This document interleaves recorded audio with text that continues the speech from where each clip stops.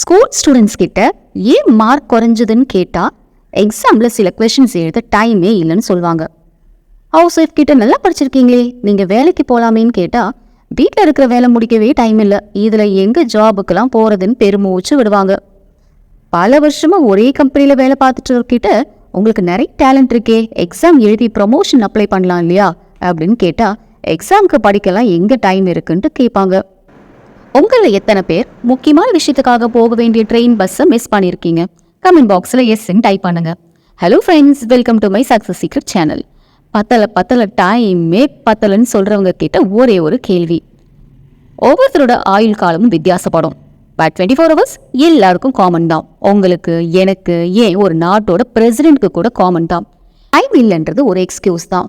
நம்மளோட சோம்பேறித்தனத்தை இயலாமையை மறைக்கிற ஒரு எக்ஸ்கியூஸ். ஒரு வேலையை செய்யாமல் இருக்கிறதுக்கு 1000 ரீசன் சொல்லலாம். ஆனால் அதே வேலையை செய்கிறதுக்கு சேம் 1000 ரீசன்ஸ் நமக்கு இருக்குன்றது தான் உண்மையான விஷயம். இதை நம்ம ஒத்துக்கிட்டு தான் ஆகணும். லைஃப்பில் சக்ஸஸ் ஆனவங்க எல்லாரும் எப்போவுமே டைம் வேஸ்ட் பண்ணதே கிடையாது. உழைக்கிறதுக்கு தயங்கிறதும் கிடையாது. வெற்றி பெறணுன்ற அந்த எண்ணம் மட்டும்தான் கடிவாளமிட்ட குதிரை மாதிரி அவங்களோட மனத்திரையில் ஓடிக்கிட்டே இருக்கும். நேரத்தோட ஆரம்பம் நிறைய பேருக்கு தெரியறதே கிடையாது.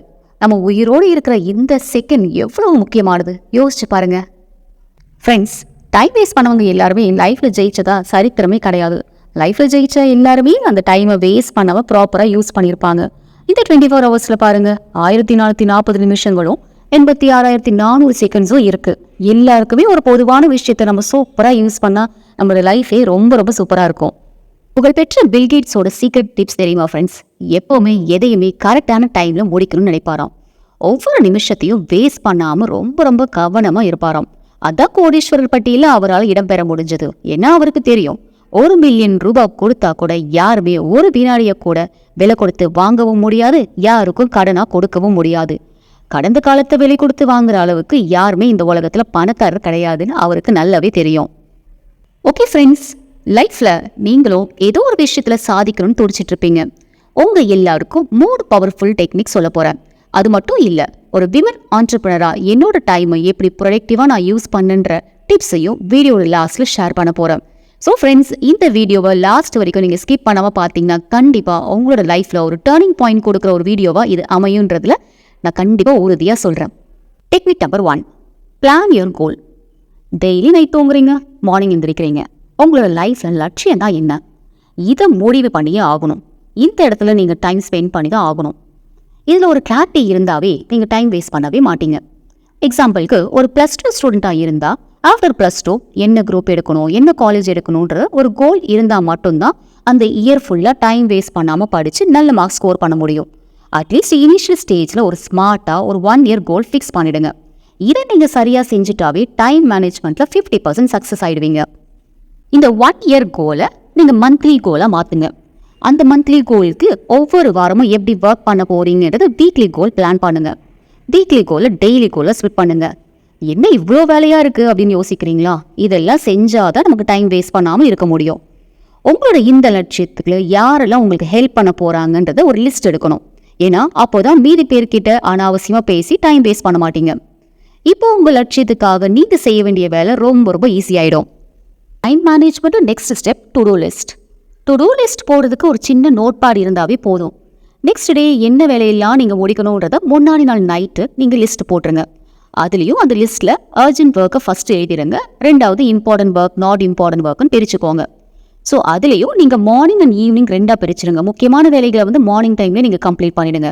ஏன்னா மார்னிங் டைமில் ரொம்ப ரொம்ப ஹை எனர்ஜி இருக்கிறதுனால ஃப்ரெஷ்ஷாக இருப்பீங்க. ஸோ அந்த டைமில் டிஃபிகல்ட்டாக இருக்கிற ஒர்க், டாஸ்க் எல்லாமே நீங்கள் கம்ப்ளீட் பண்ணிட்டீங்கன்னா ரொம்ப ரொம்ப ஈஸியாக இருக்கும். எக்ஸாம்பிளுக்கு, டிவி ரிப்பேர் ஷாப்புக்கும் போகணும், சூப்பர் மார்க்கெட்டும் போகணும்னு ஒரு 2 ஒர்க் இருக்குன்னு வச்சுக்கோங்க. இந்த 2 ஷாப்பும் நீங்கள் போகிற வழி ஒரே வழியாக இருந்தால் 2 வேலையும் கொஞ்சம் அடுத்தடுத்து நீங்கள் முடிச்சிட்டிங்கன்னா உங்களுக்கு டைம் வந்து ரொம்பவே சேவ் ஆகும்.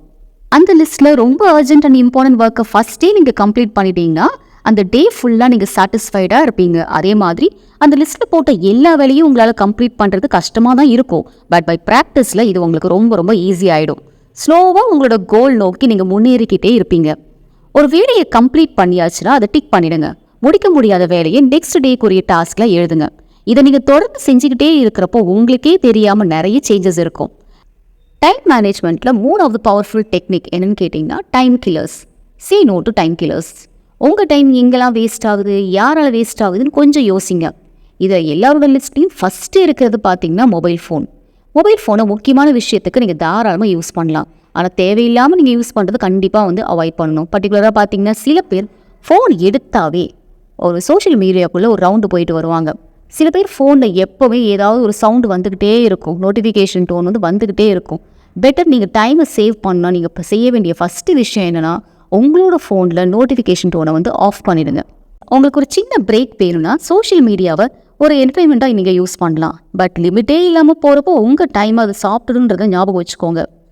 டைம் கில்லர்ஸில் ரெண்டாவதாக வர்றது ப்ரொகாஸ்டினேஷன், தள்ளி போடுறது. சில பேர் எந்த வேலையை செய்யணும்னாலும் நாளைக்கு பார்த்துக்கலாம் தள்ளி போட்டுகிட்டே இருப்பாங்க. தள்ளி போட்டுட்டு அப்புறம் டைமே இல்லைன்னு சொல்லுவாங்க. இன்றைக்கி உங்களால் செய்ய முடியறத நீங்கள் நாளைக்கு வரைக்கும் தள்ளி போடக்கூடாதுன்னு பெஞ்சமின் ஃப்ராங்க்லின் சொல்கிறார். ஒரு காரியத்தை செய்யணும்னு முடிவெடுத்துட்டிங்கன்னா உடனே செஞ்சிடணும். நாளைக்கு செய்யல தள்ளி போடக்கூடாது. ஏன்னா நாமே வெற்றி வாய்ப்பை நாளைக்கு தள்ளி போடுறதா அர்த்தம். இன்றைக்கி ஒரு முக்கியமான வேலையை நீங்கள் தள்ளி போடுறீங்க, நாளைக்கு அதை விட ஒரு முக்கியமான வேலை வரும். அப்புறம் எப்படி நம்ம முடிக்க முடியும்? ஸோ டைமே இல்லைன்னு சொல்கிறத அவாய்ட் பண்ணால் அன்னன்னைக்கு இருக்கிற இம்பார்ட்டன்ட் ஒர்க்கை நம்ம கம்ப்ளீட் பண்ணுறது தான் நல்லது. இன்றைக்கி இருக்கிற ஒரு நாள் நாளைக்கு வரப்போகிற 2 நாட்களுக்கு ஈடானது. டைம் கில்லர்ஸில் நான் மூணாவது சொல்ல போகிற விஷயம் நம்ம அவாய்ட் பண்ணுறது ரொம்ப ரொம்ப கஷ்டம். அது என்னென்னா நம்மளோட ஃப்ரெண்ட்ஸ் அண்ட் ரிலேட்டிவ்ஸ். நீங்கள் ஒரு பிளான் பண்ணியிருப்பீங்க, உங்கள் ஃப்ரெண்ட்ஸ் இல்லை ரிலேட்டிவ் அவங்களோட ஒரு வேலையை எடுத்துகிட்டு வருவாங்க, உங்களை செய்ய சொல்லி கம்பல் பண்ணுவாங்க. நீங்கள் உங்களோட டைம் வேஸ்ட்டாக போகுதுன்னு தெரிஞ்சதுன்னா சிம்பிளி நீங்கள் நோ சொல்லிடுங்க. நீங்கள் வருத்தமே படாதீங்க. அது ரொம்ப ரொம்ப எமர்ஜென்சியான ஒர்க்கில் கண்டிப்பாக ஹெல்ப் பண்ணுங்கள். அந்த டைமில் நீங்கள் நோ சொல்லக்கூடாது. நீங்கள் ஒரு முக்கியமான வேலைக்கு கிளம்பிட்டு இருப்பீங்க, திடீர்னு உங்கள் ஃப்ரெண்ட்ஸ் அண்ட் ரிலேட்டிவ்ஸ் கிட்ட இருந்து ஒரு ஃபோன் கால் வரும். ஸோ நீங்கள் அந்த ஃபோனை லிமிட்டாக பேசிட்டு சாரி சொல்லிட்டு வச்சுருங்க. உங்கள் வேலையை கம்ப்ளீட் பண்ணிவிட்டு நீங்கள் ஃப்ரீ ஆனதுக்கப்புறம் அவங்கக்கிட்ட தாராளமாக பேசலாம். ஸோ உங்கள் லைஃப்பில் எது இம்பார்ட்டன்ட் இல்லைன்னு தெரிஞ்சாவே உங்கள் விலை மதிப்பில்லாத டைமை நீங்கள் கண்டிப்பாக காப்பாற்றலாம். ஃப்ரெண்ட்ஸ், இந்த 3 பவர்ஃபுல் டெக்னிக்கும் உங்களுக்கு ரொம்ப ரொம்ப பிடிச்சிருக்கும்னு நினைக்கிறேன். இந்த டெக்னிக்கை யூஸ் பண்ணி நான் இப்படி பர்சனல் லைஃப்பில் டைம் மேனேஜ்மெண்ட் பண்ணுன்றதை கேட்குறதுக்கு ஆர்வமாக இருக்கீங்க? எஸ்ன்னு கமெண்ட் பாக்ஸில் எஸ்ன்னு டைப் பண்ணுங்கள். ஃபர்ஸ்ட் நான் காலேஜில் ப்ரொஃபஸராக ஒர்க் பண்ணிட்டு இருந்தேன். அப்புறம் என்னோடய ஃபேமிலிக்காக நான் ஜாப் குவிட் பண்ணிவிட்டு இப்போது நான் 2 டியூஷன் அகாடமியோட சக்ஸஸ்ஃபுல் ஆண்டர்ப்ரனராக இருக்கேன். நிறைய யூஸ்ஃபுல் ஒர்க் பண்ண குவாலிட்டி டைம் வேணும்னா மார்னிங் தான் பெஸ்ட் டைம். நான் யூஸ்வலாக 5 o'clock எந்திரிச்சிருவேன். எங்கள் வீடு சுற்றியும் க்ரீனரியாக இருக்கும். அங்கே அரச மரத்துக்கடியில் ஒரு பிள்ளையார் க்யூட்டாக உட்காந்துருப்பார். அவரை ஒரு அரை இருட்டில் பார்த்தபடியே க்ரீன் டீ குடிக்க எனக்கு ரொம்ப ரொம்ப பிடிக்கும். ஸோ ஃப்ரெண்ட்ஸ், மார்னிங் எந்திரிச்சு உங்களுக்கு பிடிச்ச விஷயத்தோடு ஸ்டார்ட் பண்ணுங்கள். அதோடு நீங்கள் நினச்சபடியே எந்திரிங்க, ரொம்ப ஜாலியாக இருக்கும். அதுக்கப்புறம் மார்னிங் நான் டெரஸில் ஒரு 15 minutes வாக் பண்ணுவேன். 15 to 20 minutes அது என் டைமிங்கை பொறுத்து நான் வாக் பண்ணுவேன். ஸோ இந்த டைமிங்கில் அந்த பியூட்டிஃபுல்லான டே கொடுத்த யூனிவர்ஸ்க்கு நான் ரொம்ப ரொம்ப தேங்க் பண்ணிடுவேன். நெக்ஸ்ட்டு 15 minutes நான் எப்போவுமே கையில் ஒரு மோட்டிவேஷன் புக் இருக்கும். அந்த புக்கை ஒரு 15 minutes நான் எவ்வளோ ரீட் பண்ண முடியுமோ நான் ரீட் பண்ணுவேன். நெக்ஸ்ட்டு 15 minutes அந்த டே எப்படி போகணுன்ற அது ஒரு டு டூ லிஸ்ட் நான் ரெடி பண்ணிவிடுவேன். இந்த இடத்துல தான் கொஞ்சம் நிறைய டைம் நான் ஸ்பெண்ட் பண்ணுவேன். ஏன்னா இங்கே நான் நிறைய டைம் ஸ்பெண்ட் பண்ணுறதுனால எனக்கு டோட்டலாக ஃபுல் டேயும் எனக்கு நிறைய விஷயங்களை சேவ் ஆகும். மேக்ஸிமம் எல்லா ஒர்க்கும் பண்ணுற மாதிரி தான் என்னோட எல்லா பிளான் இருக்கும். சம்டைம்ஸ் நம்ம சில வேலைகள் அடுத்தவங்களை டிபெண்ட் பண்ணி இருப்போம் பார்த்தீங்களா, அந்த ஒர்க் மட்டும் கொஞ்சம் மிஸ் ஆகும். மார்னிங் எழுந்திரிச்சு வாக்கிங் போகிறது, புக் ரீட் பண்ணுறது எல்லாமே யூஸ்வலாக நான் செய்கிறது. அதில் 100% நான் மிஸ் பண்ணதே கிடையாது. அடுத்து என்னோடய வீட்டு வாசலில் பெருக்கி கோலம் போட்டுட்டு என்னோடய குழந்தைங்க ஸ்கூல் போகிறதுக்காக பிரேக்ஃபாஸ்ட் அண்ட் லஞ்ச் ப்ரிப்பேர் பண்ண ஆரம்பிச்சிடுவேன். மேக்ஸிமம் 8 o'clock எல்லாமே ஒர்க்லாம் கம்ப்ளீட் ஆகிடும். எங்கள் வீட்டில் மெய்ட் கிடையாது. அதுக்கப்புறமா வெசல்ஸ்லாம் க்ளீன் பண்ணிவிட்டு வீட்டையும் க்ளீன் பண்ணிவிடுவேன். அந்த டைமில் யூஸ்ஃபுல்லாக இருக்கிற மாதிரி குக்கு எஃப்எம்ல எனக்கு பிடிச்ச மாதிரி ஆடியோஸ் நான் கேட்டுக்கிட்டே இந்த வேலையெல்லாம் பண்ணுறப்போ எனக்கு வேலை செய்யணுன்ற ஒரு ஃபீலிங்கே இருக்காது. நெக்ஸ்ட்டு குளிச்சு முடிச்சுட்டு பிரேக்ஃபாஸ்ட் சாப்பிட்டுட்டு பக்கத்தில் இருக்கிற டெம்பிள் போயிடுவேன். டெம்பிள் போகிறது ரொம்ப ரொம்ப பிடிக்கும். அதே மாதிரி ஜிம் போயிடுவேன். நெக்ஸ்ட்டு கோவிலுக்கு ஈக்குவலாக எனக்கு ரொம்ப ரொம்ப பிடிச்ச இடம் அப்படின்னா ஜிம் போகிறது. இந்த 2 விஷயத்துலையுமே என்னோடய மைண்டும் பாடியும் ரொம்ப ரொம்ப ஃப்ரெஷ் ஆகிடும். 11:30 to 2 o'clock வரைக்கும் என்னோடய வீட்டுக்கு தேவையான எல்லா ஒர்க்கும் நான் முடிச்சிடுவேன். மேக்ஸிமம் டு டூ லிஸ்ட்டில் இருக்கிறது எல்லாமே கம்ப்ளீட் பண்ணிவிடுவேன். இன்கேஸ் அது முடிக்க முடியல அப்படின்னா ஓரளவுக்கு நெக்ஸ்ட் டேவுக்கு நான் ஷிஃப்ட் பண்ணிவிடுவேன். 2 o'clock லஞ்ச் சாப்பிட்டுட்டு கொஞ்சம் என்ஜாய் பண்ணுறதுக்காக நான் டிவி பார்ப்பேன். 3 to 4 என்னோடய ஸ்லீப்பிங் டைம். என்னை பற்றி தெரிஞ்சவங்க யாருமே அந்த டைம் கால் பண்ண மாட்டாங்க. ஏன்னா நான் அந்த டைமில் ஃபோனை கம்ப்ளீட்டாக நான் சைலண்ட்டில் போட்டுருவேன். ஸோ என்னோடய ஸ்லீப்பிங் டைமில் யாருமே டிஸ்டர்ப் பண்ணாத மாதிரி நான் பார்த்துப்பேன். 4 to 5 என்னோடய கிட்ஸ்லாம் வந்துடுவாங்க. அவங்களுக்கு தேவையான எல்லாமே செஞ்சு கொடுத்துட்டு ஸ்நாக்ஸ் எல்லாமே செஞ்சு கொடுத்துட்டு நெக்ஸ்ட்டு டின்னருக்கு தேவையானது ஓரளவுக்கு நான் ரெடி பண்ணிவிடுவேன். 5 o'clock என்னோடய கிளாஸஸ் ஸ்டார்ட் ஆகிடும். ஸோ 5 to 9 நான் பிஸியாகவே இருப்பேன். அந்த டைமில் யாருமே எனக்கு மேக்ஸிமம் கால் பண்ண மாட்டாங்க. அப்படியே ஏதாவது ஒரு இம்பார்ட்டன்ட் கால் ஸ்டூடெண்ட்ஸ் இல்லை பேரண்ட்ஸ் கால் பண்ணாங்க அப்படின்னா அதை மட்டும் நான் அட்டன் பண்ணுவேன். அது மீதி டைமில் வந்து சைலண்ட்டில் தான் இருக்கும். அதுக்கப்புறமா 9 o'clock முடிச்சுட்டு தென் டின்னர், அதுக்கப்புறமா தூங்க போயிடுவோம். ஸோ இப்படி தான் என்னோடய டே வந்து ஸ்டார்ட் ஆகி கம்ப்ளீட் ஆகும். இதில் எந்த இடத்துலையும் என்னோடய ஒர்க் வந்து ஸ்பாயில் ஆகிற மாதிரி நான் ஃபோன் யூஸ் பண்ணவே கிடையாது. மேக்ஸிமம் என்னோடய ஃபோன் வந்து கம்மியான ரிங்டோனில் இருக்கும். நோட்டிஃபிகேஷன் எல்லாமே ஆஃபில் தான் இருக்கும். பட் ஒவ்வொரு ஒர்க்கும் செய்கிறதுக்கு முன்னாடியும் செஞ்சதுக்கு அப்புறமாவும் தட் மீன்ஸ் எவ்ரி 30 minutesல நான் வந்து ஃபோன் செக் பண்ணுவேன். இம்பார்ட்டன்ட் கால்ஸ் இருந்தால் நான் பேசுவேன். ரொம்ப இம்பார்ட்டண்ட்டாக இருக்குது என்னால் அட்டன் பண்ண முடியலன்னா மெசேஜ் வந்து நான் உங்களுக்கு சென்ட் பண்ணிடுவேன். பிஸ்னஸ் கால்ஸ்க்கு இம்பார்ட்டன்ட் கொடுத்து நான் உடனே பேசிடுவேன். பட் ஃப்ரெண்ட்ஸ் அண்ட் ரிலேட்டிவ்ஸ் யாராவது கால் பண்ணாங்க அப்படின்னா முக்கியமானதாக இருந்தால் நான் பேசுவேன். இல்லைனா என்னோடய ஒர்க் எல்லாமே கம்ப்ளீட் பண்ணிவிட்டு கால் பண்ணுறேன்ட்டு அவங்களுக்கு மெசேஜ் சென்ட் பண்ணிடுவேன். எப்படி ஃப்ரெண்ட்ஸ் என்னோட எக்ஸ்பீரியன்ஸ் எப்படி இருக்குது, கண்டிப்பாக உங்களுக்கு வந்து பிடிச்சிருக்குன்னு நினைக்கிறேன்.